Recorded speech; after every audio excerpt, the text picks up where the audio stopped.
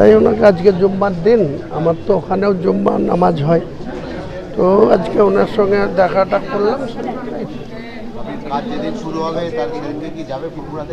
নিশ্চয়ই বলবো ওনাদেরকে, কাজ তো শুরু হওয়ার টাইমে ইনশাল্লাহ ইরাদা আছে যে 1 লাখ লোকের কোরআন পাঠ করানোর পরে। ইব্রাহিম সাহেবের সঙ্গে তো কথা হলো আপনার, আপনি যে কথাটা বললেন, জি বলবেন।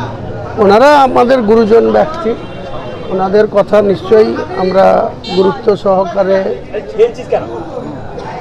চেষ্টা করব পালন করার। মানে সরকারকে উৎখাত করতে পারবেন?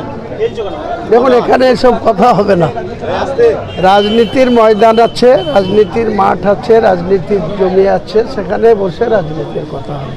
এখানে একটা পবিত্র জায়গা, এখানে আমার ব্যক্তিগত সম্পর্কের জন্য ওনার সঙ্গে দেখা করতে এসছে, এখানে রাজনীতির কথা।